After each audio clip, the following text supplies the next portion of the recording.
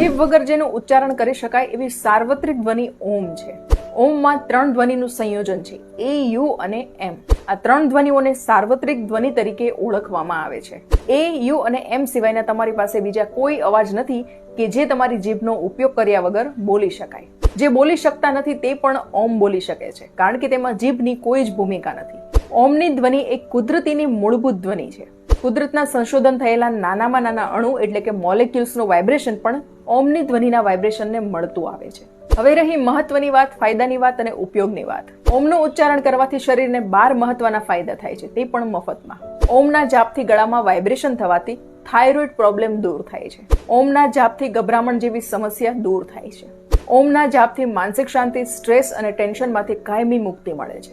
ઓમના જાપથી બોડીમાં blood circulation યોગ્ય રીતે થાય છે. ઓમના જાપથી બ્લડ પ્રેશર નોર્મલ રહે છે, જેથી હાર્ટ એટેકથી બચી શકાય છે. ઓમના જાપથી પેટમાં વાઇબ્રેશન થવાના કારણે પાચન શક્તિ મજબૂત બને છે. ઓમના જાપથી ફેફસાને વધારે ઓક્સિજન મળવાથી એનર્જી સારી મળે છે. ઓમના જાપથી થાક દૂર થાય છે, જેથી હંમેશા ફ્રેશનેસનો અનુભવ થાય છે. સૂતા પહેલા ઓમનું ઉચ્ચારણ કરવાથી ઊંઘ તરત અને સારી આવે છે. ઓમના જાપથી શરીરમાં ફેફસાની ક્ષમતામાં વધારો થવાથી બોડીમાં ઓક્સિજન વધારે મળે છે. ઓમના ઉચ્ચારણથી સ્પાઇનલ કોર્ડમાં વાઇબ્રેશન થાય છે, જેથી કરોડરજ્જુ મજબૂત બને છે અને તેના કારણે કમરની તકલીફ દૂર થાય છે. ઓમના ઉચ્ચારણથી બ્રેઇનમાં વાઇબ્રેશન થવાથી એકાગ્રતા વધે છે અને માઇન્ડ પાવર વધે છે. નિયમિત રીતે ફક્ત 10 મિનિટ ઊંડા શ્વાસ લઈને ઓમનું ઉચ્ચારણ કરશો તો મોટી હોસ્પિટલમાં ઓક્સિજનના બાટલા નહીં ચડાવવા પડે.